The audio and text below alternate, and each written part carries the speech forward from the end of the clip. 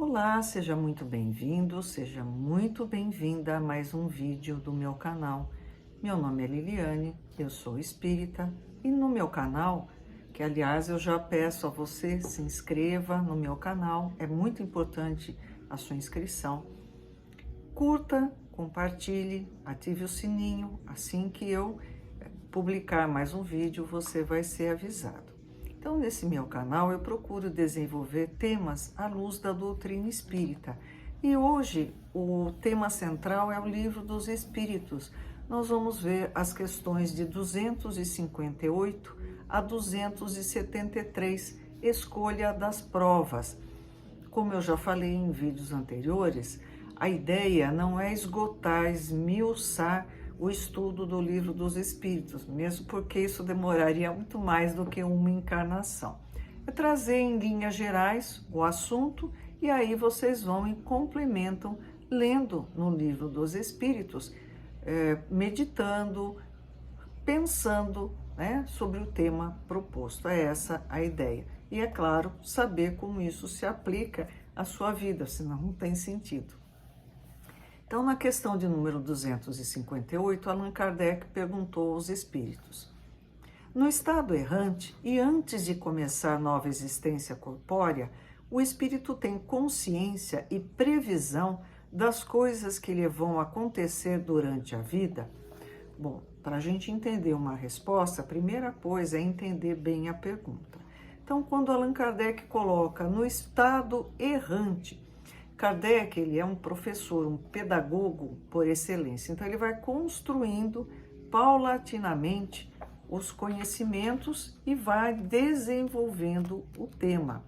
Nós temos, na questão de número 224, Kardec perguntou aos espíritos: que se torna a alma no intervalo das encarnações? Os espíritos responderam: espírito errante, que aspira a novo destino, que espera. Então, o estado errante é o intervalo entre uma encarnação e outra, onde o espírito está no plano espiritual.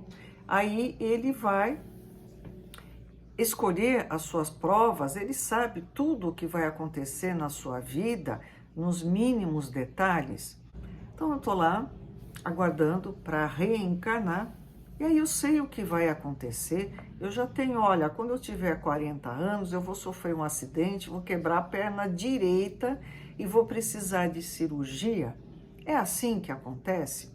Os espíritos responderam: ele próprio escolhe o gênero de provas que deseja sofrer e nisso consiste o seu livre-arbítrio. Os espíritos são muito precisos, sintéticos, eles têm uma capacidade de resumir em profundidade, a gente precisa esmiuçar. Ele diz assim, que ele escolhe o gênero de provas. Então, ele não diz assim que você vai escolher, olha, eu vou quebrar a perna direita, na altura próxima ao tornozelo, e vou ser internada no hospital X. Não. Linhas gerais. O que seria? Olha, você vai passar por um problema de saúde. Isso é uma linha geral, é o gênero de prova, não os detalhes. A questão do número 259, ele vai aprofundar um pouquinho o tema. Se o espírito pode escolher o gênero de provas que deve sofrer, seguir-se-á que todas as tribulações que experimentamos na vida foram previstas e escolhidas por nós? Então, se ele escolhe tudo nos mínimos detalhes.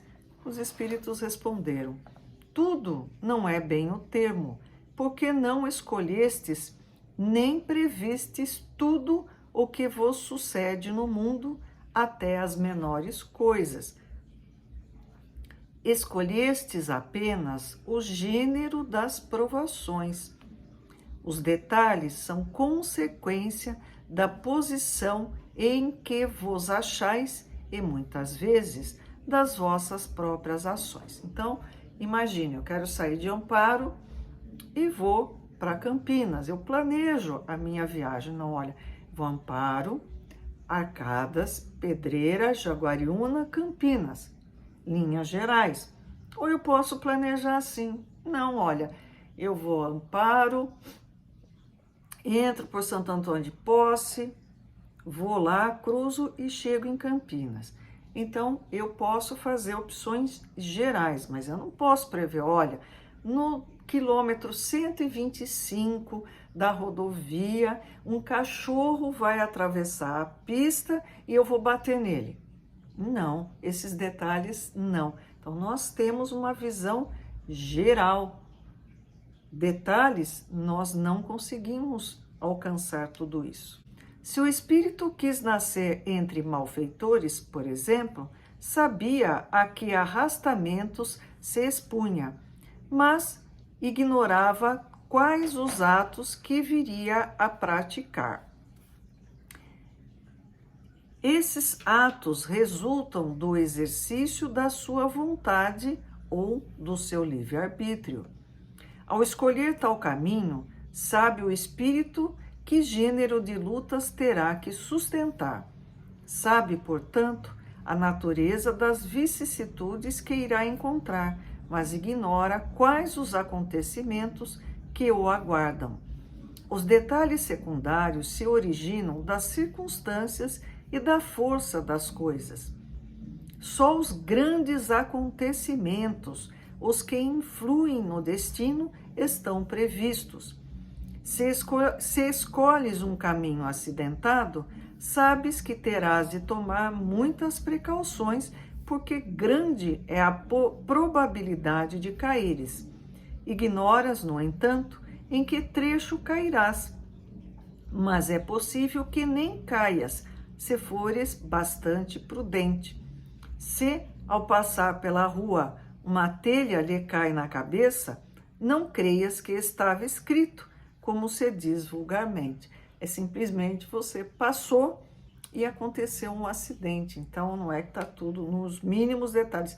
Senão, eu vim encarnar aqui só para cumprir um script que já está pré-determinado. Que graça tem, né? Vamos agora à questão 261.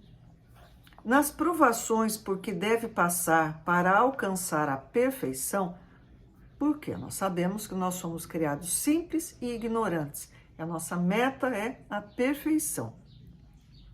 Nas provações por que deve passar para alcançar a perfeição, o espírito terá de experimentar todos os gêneros de tentação, terá de passar por todas as situações que possam excitar-lhe o orgulho, a inveja, a avareza, a sensualidade, etc. Ai, gente, então isso aqui não acaba nunca, né? Já pensou? Eu tenho que passar por tudo? Não dá.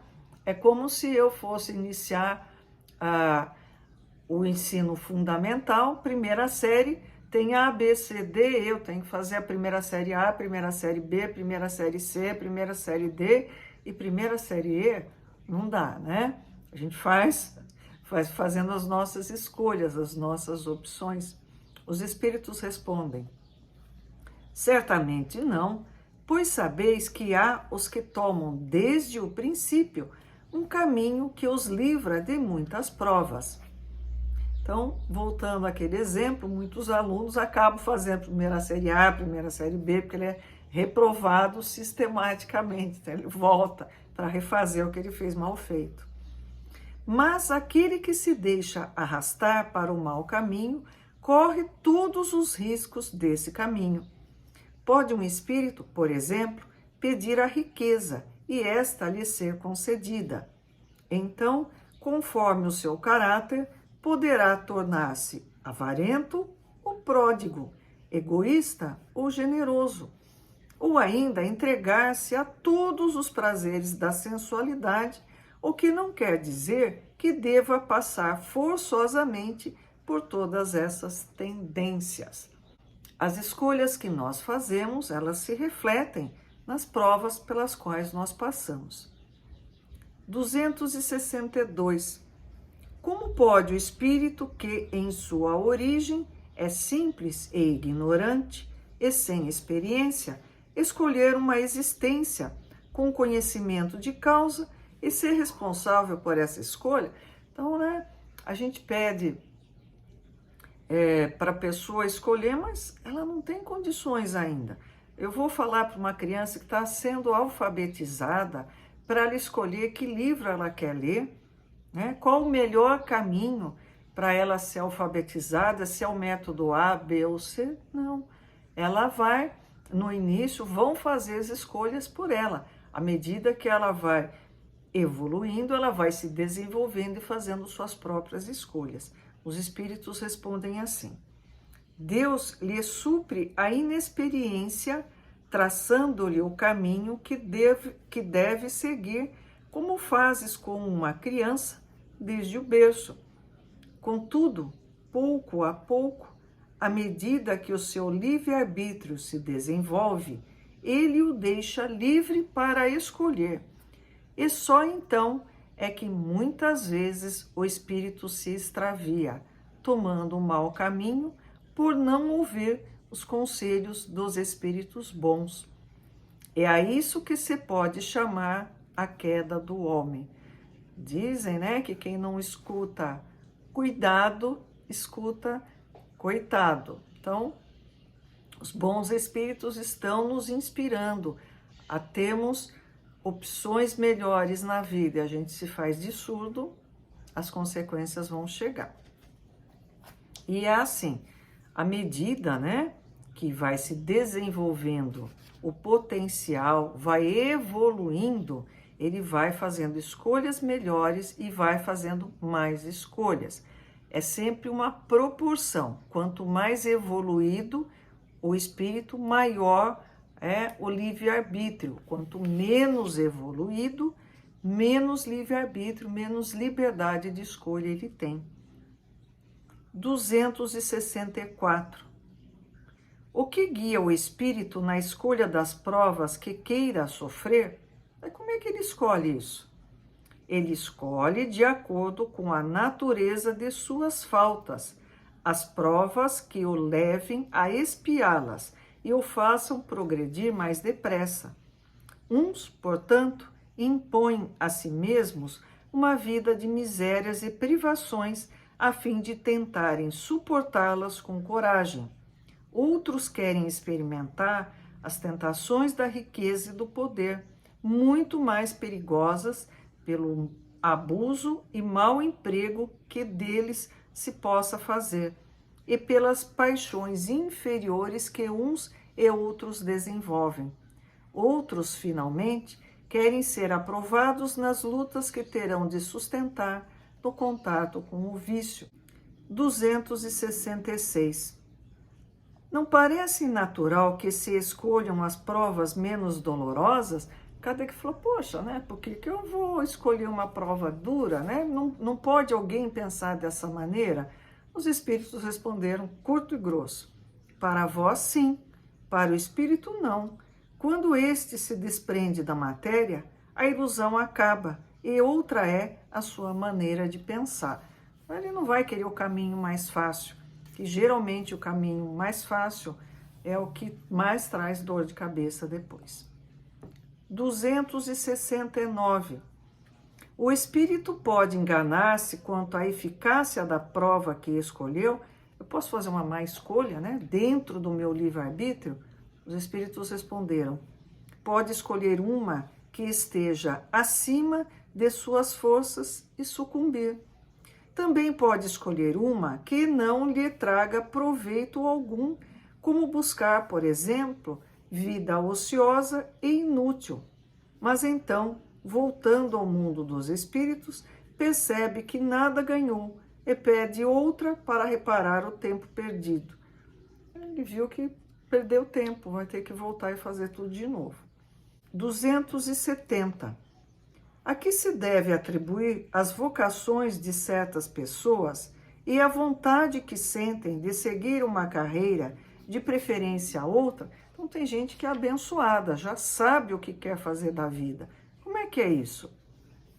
Parece-me que vós mesmos podeis responder a esta pergunta.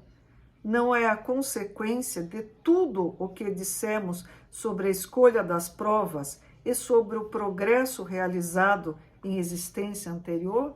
Então é muito simples. Parte é pelas conquistas da pessoa em vidas anteriores. E parte disso é pelas provas pelas quais ela escolheu passar. Muito obrigada, até um próximo vídeo.